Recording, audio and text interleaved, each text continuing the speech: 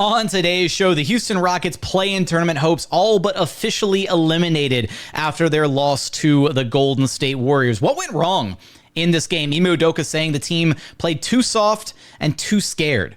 But hey, why this season is still a massive success, even if the Rockets miss the play-in tournament. It's all coming up on today's Locked On Rockets. This is Mission Control, Houston. Ignition sequence start. 6, 5, 4, 3, 2, 1.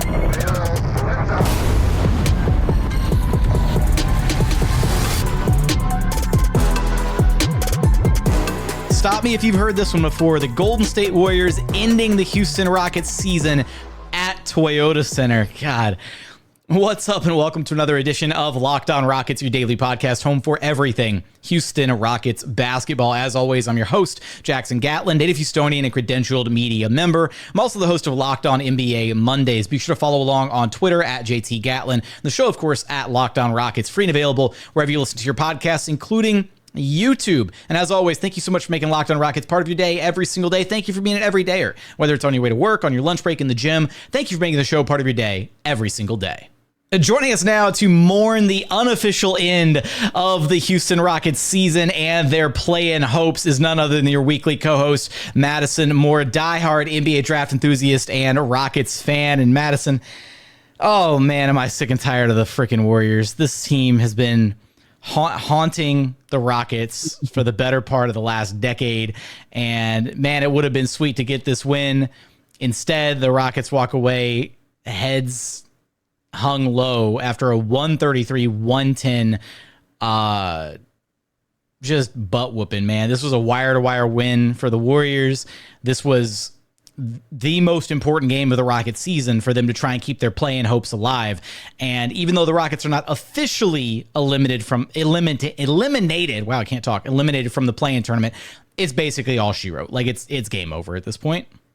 Yeah, very unfortunate and very disappointing performance by the Rockets. I know we're going to get into a lot about, how they performed and what really went on tonight. But, I mean, if you just look at the defensive rebounding or rebounding period, you'll see what happened to the Rockets tonight. I think that tells the entire story. Yeah, this was, from the jump, they didn't look ready. And Ime Udoka had a great quote about this post-game when asked about the rough start from the Rockets. And I think Ime Udoka's quote was incredibly illuminating. It looked like the moment was too big for a lot of players out there. Saw it looked like deer in headlights a little bit. Either look soft or scared.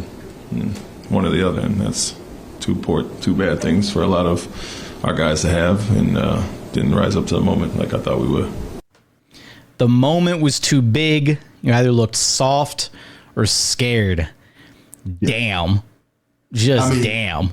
I mean, I felt that way the entire game. They looked scared out there.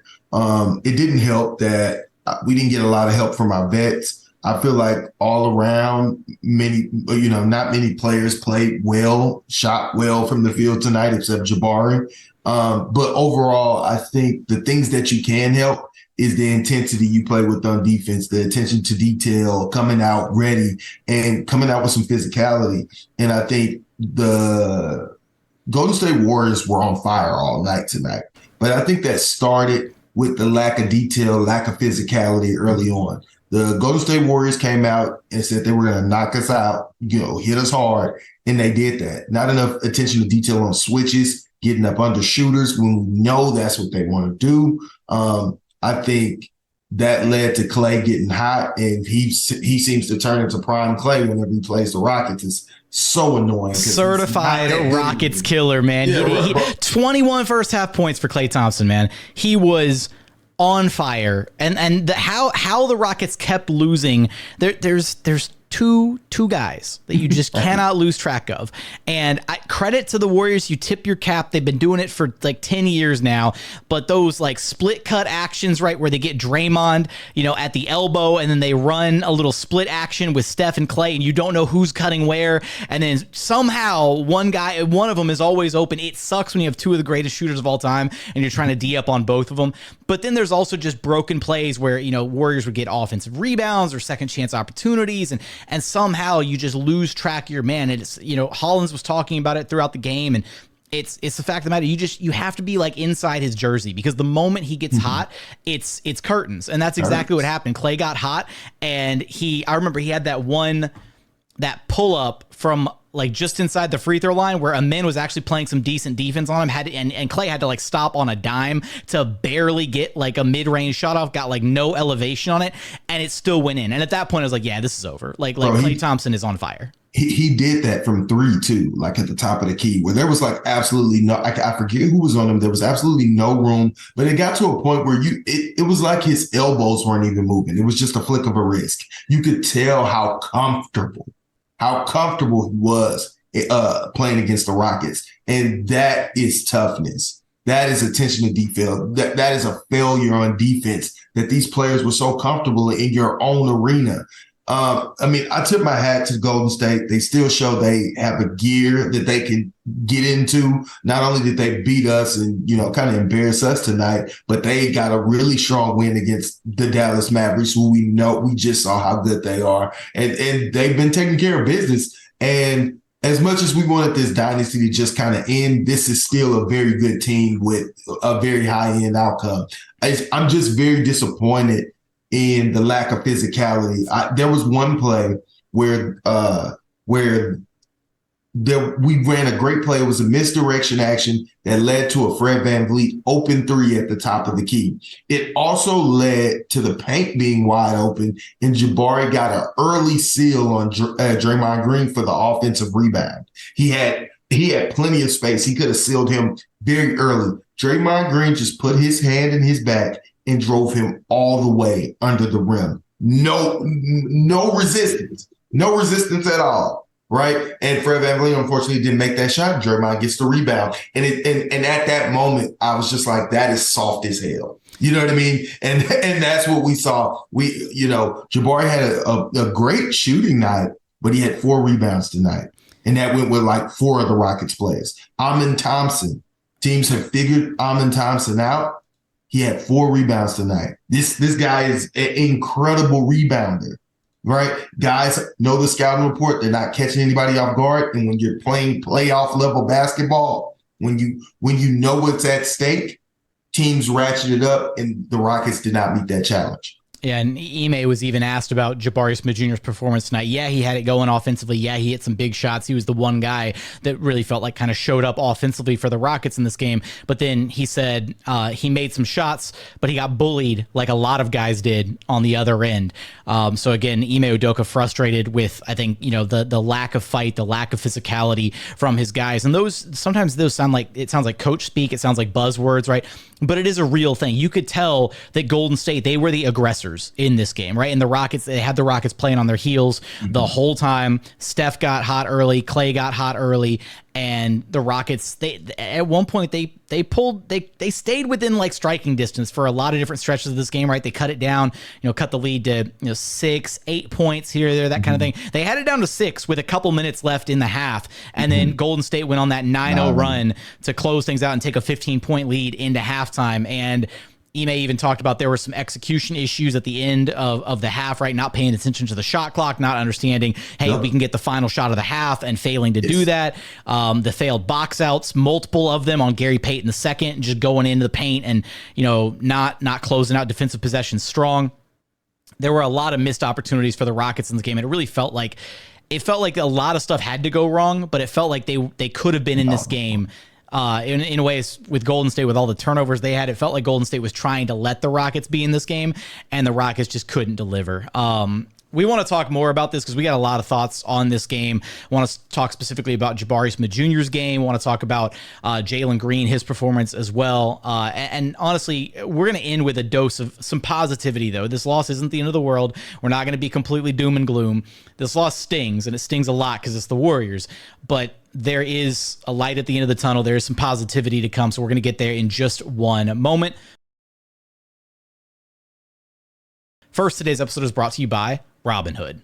Did you know that even if you have a 401k for retirement, you can still have an IRA? Robinhood has the only IRA that gives you a 3% boost on every dollar that you contribute when you subscribe to Robinhood Gold. But get this, now through April 30th, Robinhood is even boosting every single dollar you transfer in from other retirement accounts with a 3% match. That's right, no cap on the 3% match. Robinhood Gold gets you the most for your retirement thanks to their IRA with a 3% match. This offer is good through April 30th. Get started at robinhood.com/boost. Subscription fees apply. And now for some legal info. Claim as of Q1 2024 validated by Radius Global Market Research. Investing involves risk, including loss. Limitations apply to IRAs and 401ks. 3% match requires Robinhood Gold for 1 year from the date of first 3% match. Must keep Robinhood IRA for 5 years. The 3% matching on transfers is subject to specific terms and conditions. Robinhood IRA available to U.S. customers in good standing. Robinhood Financial LLC member SIPC is a registered broker-dealer.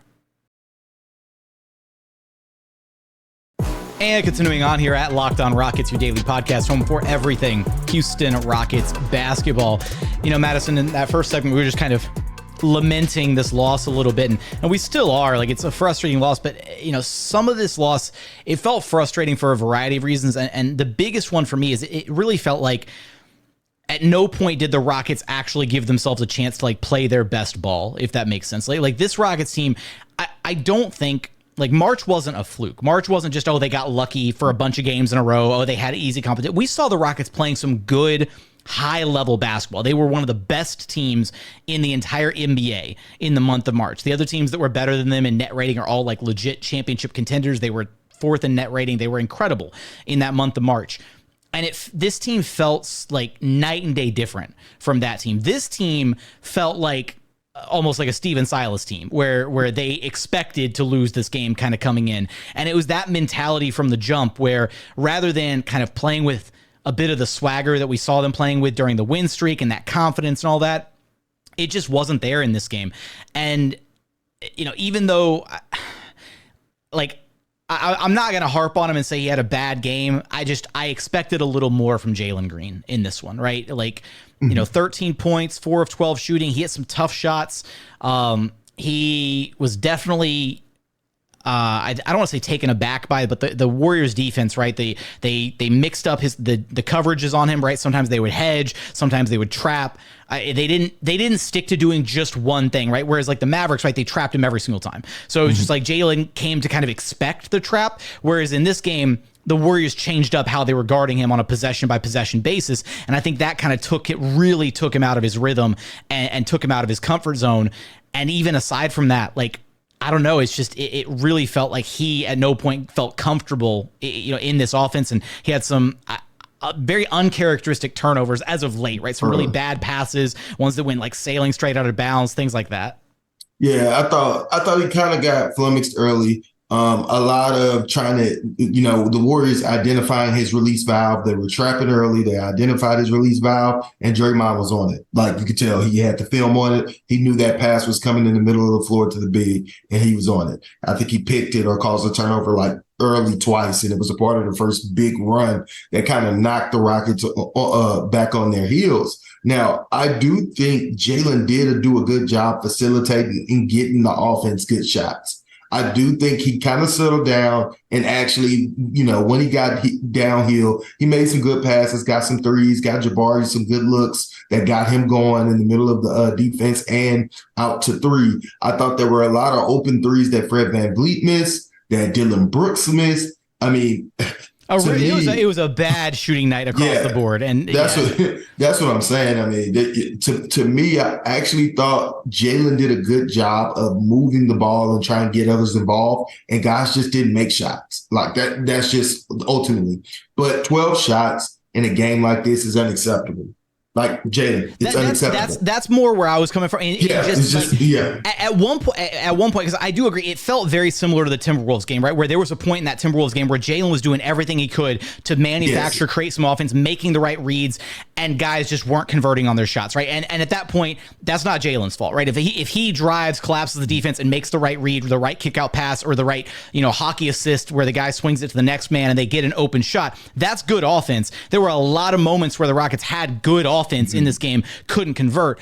But the 12 shots, I'm looking at that and I'm like, Like that's where, at some point when you start seeing that your teammates aren't hitting shots, that's where you need that star player level mentality of like, okay, I've got to take over, right? Like I've got to do something to manufacture us some points here, whether that's put my head down and get to the line, whether that's, okay, I'm going to clear everybody out and I'm going to do my, my Kobe move and just say, all right, everybody get out. We're doing 4-out spread. I'm going to ISO at the top of the key, whatever it is. You need to find a way to make things happen. And I just felt like, I don't want to say he was passive in this game because, again, he made good reads. He was doing his job.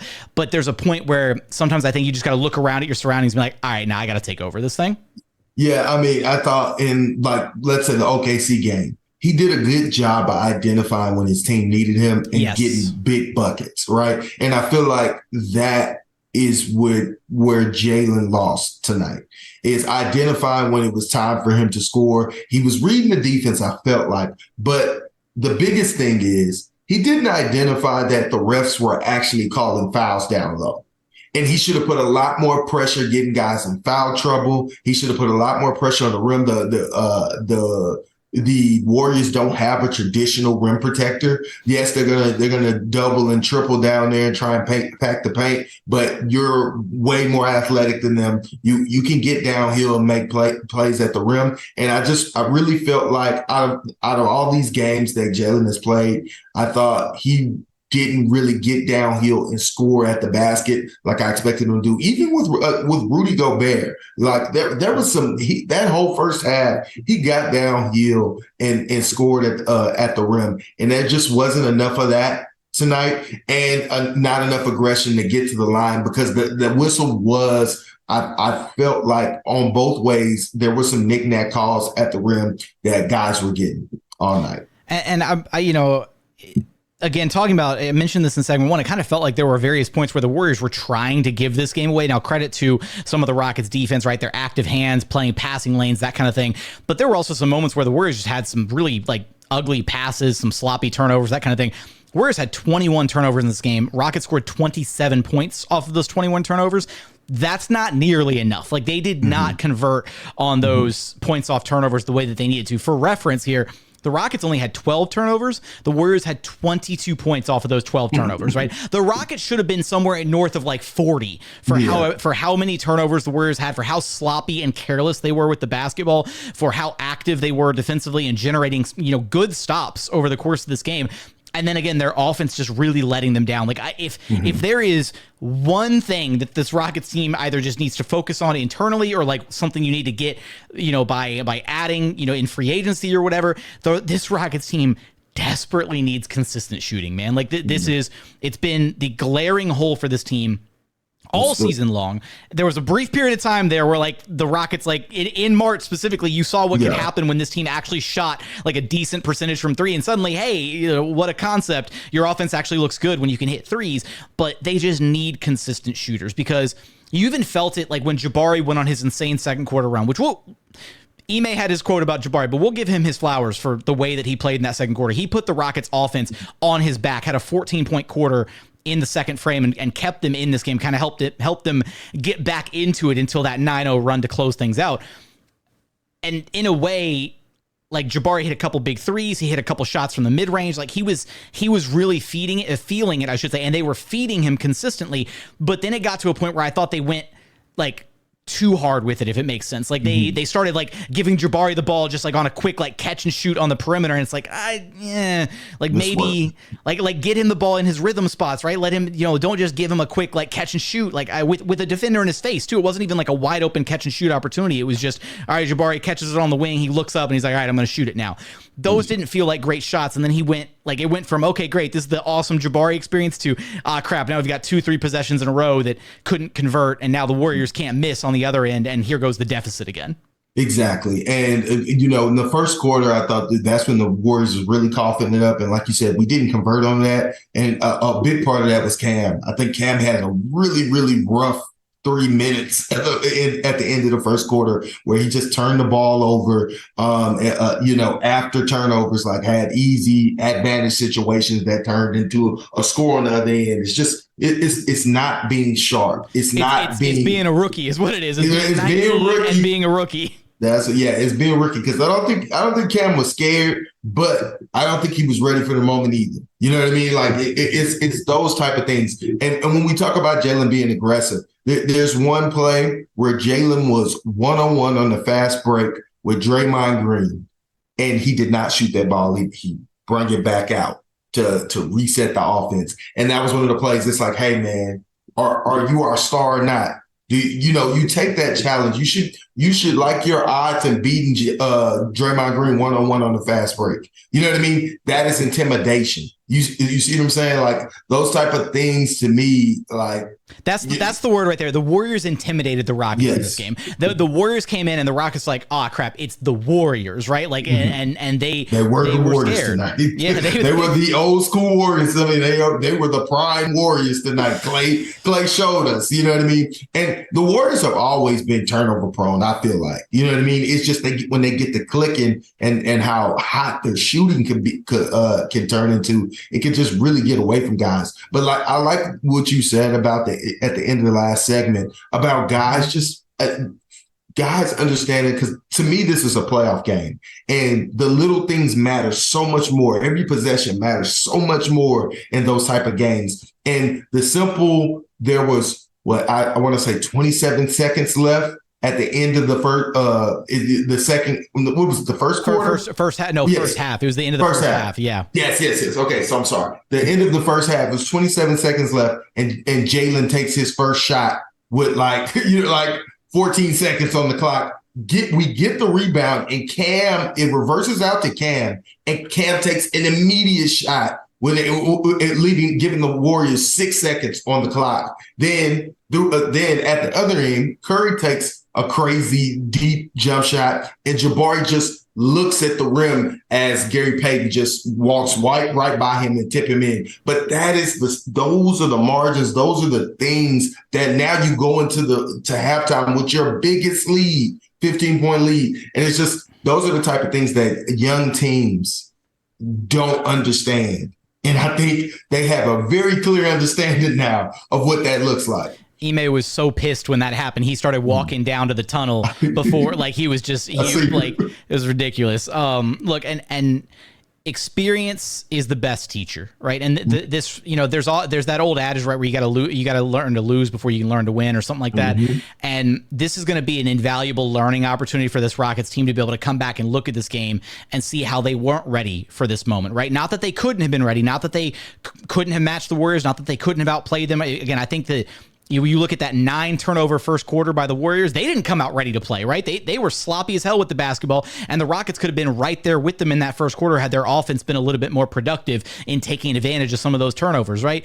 So this is going to be a great learning experience to go back, look at this tape, revisit, and figure out what happened, and to come back and think about this game next season when we see what this Rockets team is going to look like down the line. It's going to be really exciting to see how they grow and develop from this game. And we're gonna end things on a bit more of a positive note here, because we've been a little bit doom and gloom about this game, and deservedly so. It was a bit of a disappointing performance, but we're going to get into why this season is still a major success, and we're going to end on some positivity here in just one moment.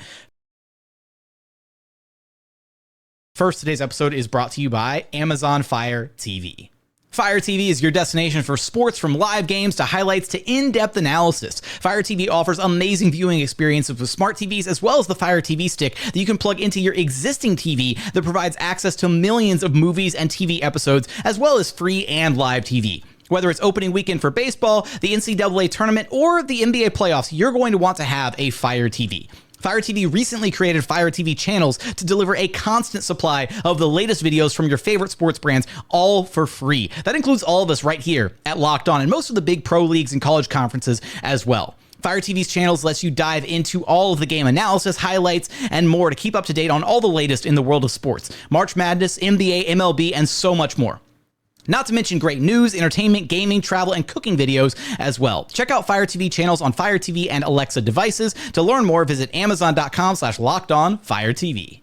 Today's episode is also brought to you by Nissan. Are you the kind of driver that likes to push things a little further? Ever wondered what adventure could be around the very next corner? Well, our friends over at Nissan have a lineup of SUVs with the capabilities to take your adventure to the next level. The 2024 Nissan Rogue is perfect for city drives and great escapes. Class exclusive Google built-in is your always updating assistant to call on for almost anything. Gone are the days of connecting your phone. Google Assistant, Google Maps, and Google Play Store are built right into the 12.3-inch HD touchscreen right there at your fingertips. The 2024 Rogue is the perfect midsize crossover for your next adventure. But hey, maybe you want a little bit more size for your adventure, right? The 2024 Nissan Pathfinder has room for up to 8, an expansive cargo capacity, and advanced available 4x4 capability with 284 horsepower and up to 6,000 pounds towing capacity. When adventure calls, the Pathfinder is there to answer. So take the Nissan Rogue, Nissan Pathfinder, or Nissan Armada and go find your next big adventure. Shop nissanusa.com. And final segment here at Locked On Rockets, your daily podcast home for everything Houston Rockets basketball. Now, Madison, look, we got the stuff out of the way here. We got a lot of the bad out of the way these first two segments, but we're not going to leave here without some silver lining, some positivity, because I think this team deserves that. I think this team, the way that they've played throughout this season, the fact that they far exceeded expectations for them this year, like, everybody had them pegged as Vegas odds had them at 31.5 games coming into the season. Nobody thought that they would be in the mix for the play-in tournament this year, right? This was that, Ime Udoka's first year as a head coach, still had rookies, Thompson, Whitmore, still didn't have an established star player coming into the season, right? And then Alperen Sengun took the monster leap he did. Jalen Green, struggled mightily for 2/3 of the season and then became, a star level player in his own right over this final little 1/3 stretch, his incredible month of March. I think that there's a lot of positives to look at from this season. And even though they're not going to make the play-in tournament, again, it's never say never. It's not officially over yet, but it's basically officially over. I think that there's so much to be proud of when it comes to this team and the growth that they've shown, the success that they've had this year. And it's hard not to be incredibly excited about the future when you look at what this team has been able to do this season, especially kind of post All-Star break, the way that they started clicking, the way that certain guys started to look like they were really finding themselves, the individual growth from guys like Ime and Cam, who have been so incredibly productive as rookies. These are not normal rookie minutes for these guys. That's the crazy thing, is normal rookies are bad. I've been told by front office executives, by scouts of other teams, rookies normally suck when they're first playing, right? Rookies are straight up bad. You almost constantly you're a net negative in the minutes that rookies are on the floor. There's a reason that young teams are often just really, really bad, because rookies are usually really bad. That's not the case with Ime and Cam. They have been so productive in their minutes. And then the growth from Jalen and Sengun, I could go on and on and on here, but I feel like this team deserves a lot of praise for what they've done. Even though this game in and of itself in a vacuum was disappointing, I think the season is still a roaring success. Yeah, of course, this season has been a huge success. I mean, all of our young guys have flashed. All of them clearly have all-star potential. It's about putting those things together. And let's be honest, this year was the first year that the Rockets young players got real developmental reps, real developmental structure, and real direction in how to get better. And I think we watched all of our young guys, every single one, get better this year. And that is a huge success for the Rockets. And it turned into, what quite possibly might be a winning season. And it is very rare. It is very rare that teams have a winning season or not an 8th seed, let alone an 11th seed. We look at OKC just last year was 40-42. 40-42. It's a good chance that we win 42 games this year and not make the playoffs. So I want to tip my hat to these guys. They are a playoff level team. They are a play-in team.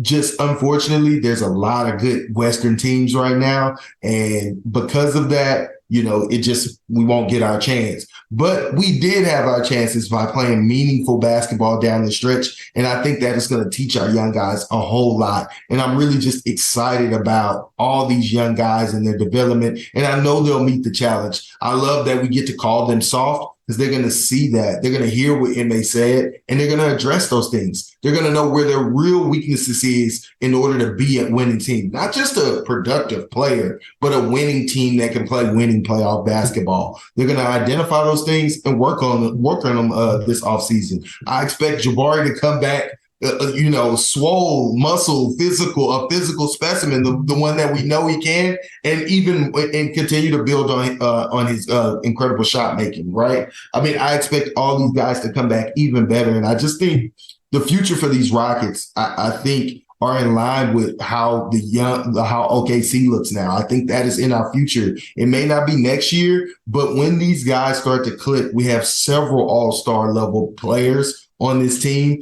and I can't wait to see them develop and get there.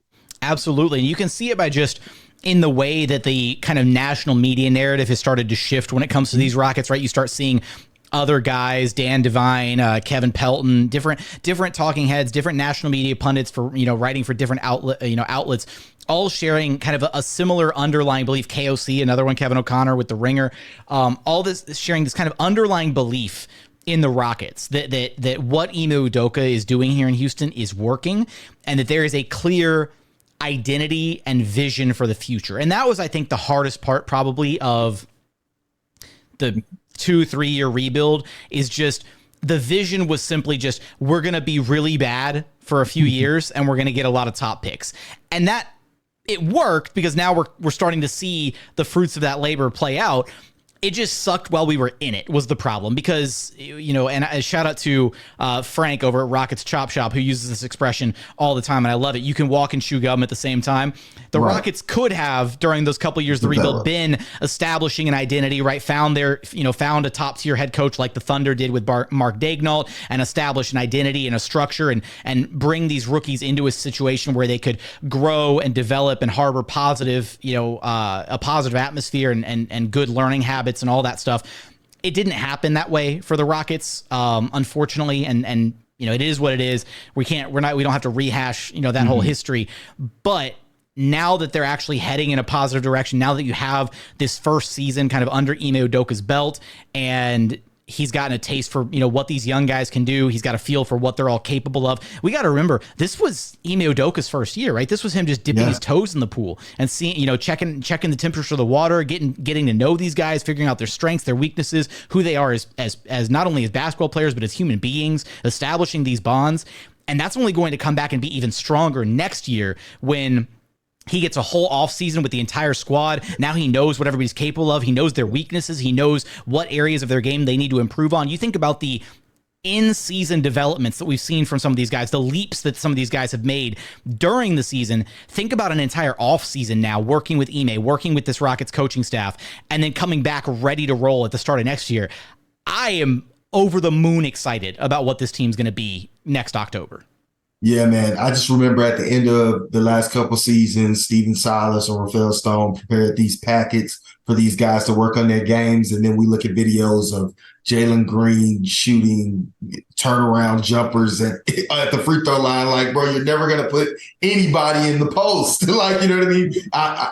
Not the blueprints, man. Oh, the blueprints. Bro, the blueprint. I mean, I was so excited about the blueprints, but, I trust Ime Udoka and his development. We got to redo the remember the old in Morey we trust, in Ime we trust. There we go. In Ime we trust. We for sure in Ime we trust, and I trust his developmental plans. I trust his developmental staff. The tweaks that guys are getting made on their jump shots. They're going to have a whole off season to really work on these new forms, to really perfect them. And I just think these guys are going to come back stronger and better than ever. But more importantly, I look forward to them having increased confidence, increased mentality, a hunger to get back to this, to consistently win, to be true professionals and show up day in and day out and make shots. and make shots and come in with toughness, right? Because I think the mental aspect is a thing that Ime has been working with these guys all season. And we all need to, join hands and make a little prayer circle and hope that somebody doesn't roll along and poach Ben Sullivan to be their next head coach, because Ben Sullivan is a hell of an assistant. He's a great, he's the lead assistant on Ime's staff. And we've already got one team with the Charlotte Hornets moving on from oh my God, Steve Clifford. There we go. And him, quote unquote, moving into a front office role, which is the new like soft firing in the NBA, where you move a coach into the front office role, and really he's just sipping Mai Tais on a beach somewhere. But look, as long as Ben Sullivan doesn't get poached to go to another coaching staff, I think this Rockets team needs him for at least another summer, another year, having him on the staff alongside Ime and all the other assistant coaches. But yeah, man, I think that's going to do it for us. So on that note, the drill. Let everybody know to track you down at Madison. Yeah, you can follow me on Twitter at Madman Leaks. Come talk Rockets basketball with me. That's going to do it for another edition of Locked On Rockets. As always, thank you so much for checking out the show. If you haven't done so yet, please consider subscribing wherever you listen to your podcasts, or on YouTube. Just search Locked On Rockets. Be sure to like, comment, subscribe. And if you're listening on Apple Podcasts, a 5-star review helps us out a ton. But as always, thank you so much for watching. Thank you so much for listening. And we look forward to having you back right here at Locked On Rockets, your daily podcast home for everything Houston Rockets basketball.